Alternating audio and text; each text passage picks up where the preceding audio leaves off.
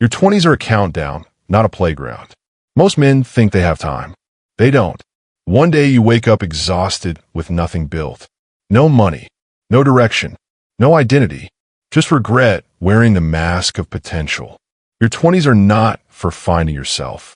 They are for building the man you intend to become. But modern life is designed to weaken you before you even realize you're losing. Not through pain, through comfort. And most men will waste the most important decade of their life chasing distractions that leave them empty. The heavy eyes, the brain fog, the feeling of being a passenger inside your own body. You know something is wrong. Good. That means part of you is still awake. Modern men are dying from comfort. Not war, not struggle. Comfort. Cheap dopamine has replaced purpose. Gaming, scrolling, porn, short-form content, fake productivity, constant stimulation. You call it relaxing, but relaxation is supposed to restore you. This drains you. Look at the average man carefully. He wakes up tired, checks his phone immediately, consumes before creating, escapes the moment discomfort appears, and then wonders why he feels weak. Because he trained himself to avoid resistance. The comfort loop is dangerous because it feels harmless.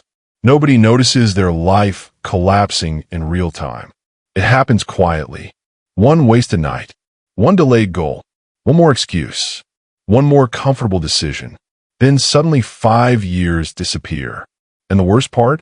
You start adapting to mediocrity. That's how men die internally. Not through catastrophe, through repetition. The modern world keeps men sedated because sedated men are easy to control. A distracted man cannot build. A stimulated mind cannot focus. An addicted brain cannot endure boredom. And boredom is where transformation begins. That's what weak men never understand. Muscle is built through repetition.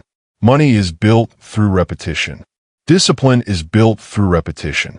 But the average mind now panics in silence. The second reality becomes uncomfortable. They reach for stimulation. Music, notifications, content, noise, anything to avoid sitting alone with themselves. Because deep down, they know they're wasting time.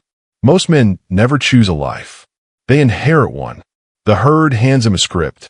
Go into debt. Buy status symbols. Drink every weekend. Chase approval. Work jobs they hate. Pretend to be happy online. And because everyone else is doing it, they assume it must be normal. But normal is dangerous. Normal is overweight. Normal is financially trapped. Normal is anxious. Normal is distracted. Normal is average. The modern world rewards conformity because conformity creates obedient people. And the moment you reject that system, people become uncomfortable around you. The disciplined man reminds others of their failure. That's why average people mock ambition. If you isolate yourself to work, they call you obsessed. If you reject distractions, they call you boring. If you move differently, they call you arrogant. Good. Let them. Most people are trapped in survival cycles pretending it's freedom. They spend money they don't have to impress people they secretly envy. That is not confidence. That is social slavery.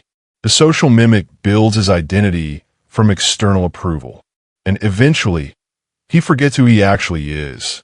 If your entire lifestyle is designed around being accepted, you will never become powerful. Because power requires separation. Every dangerous man eventually learns to walk alone. Every ambitious man carries anger. The question is whether that anger becomes fuel or poison. Weak men waste anger. They complain, blame society, blame women, blame rich people, blame luck, blame everything except their own inaction. Useful anger becomes bitterness when it has no direction. And bitterness destroys men slowly. You see it everywhere now. Men consuming outrage all day, arguing online, living in resentment, mistaking emotional reactions for strength. But anger means nothing without action. The disciplined man channels rage into work, into training, into studying, into mastering himself. He stays silent and lets results speak for him. That is power, because the world does not reward wounded egos. It rewards value. Some of the strongest men alive are deeply angry, but they weaponized it. Humiliation became discipline. Rejection became focus. Pain became momentum. That is the difference. Your suffering must become productive, or it becomes permanent. Most men will stop here because the truth feels too heavy. But for the few still listening, the blueprint for winning is not about working harder. It's about learning how to suffer in silence while you build. Most men quit because results arrive slower than their ego expected. 6 months of effort means nothing. 1 year means nothing. Real transformation takes years. Aggressive patience means attacking every day relentlessly, while understanding the reward may take 5 brutal years. That is maturity. You stop chasing quick validation and start building permanently. The strongest men are often invisible during the construction phase. Nobody notices them. Nobody applauds them. Nobody believes in them. Good. Build anyway, because eventually consistency becomes terrifying. The modern world is too loud. Everyone is reacting, performing, talking, posting. Weak minds drown in noise. You need silence. No notifications. No endless content. No digital chaos. Just work. Focus is now a superpower because almost nobody possesses it anymore. The distracted man will always lose to the focused man. Always. Protect your attention aggressively, because whatever controls your attention controls your future. Every man pays a price. The only question is when. You either suffer now or suffer later. Discipline costs up front. Regret charges interest forever. Waking up early. Training exhausted. Studying after work. Saving instead of spending. Building instead of escaping. It feels painful in the beginning, but regret is heavier, because regret follows you for decades. Every abandoned goal becomes psychological weight. Every excuse weakens self-respect. And eventually a man stops trusting his own word. That is the real collapse, not failure. Internal surrender. One day, you will meet the man you could have become, and that meeting will either destroy you or make you proud.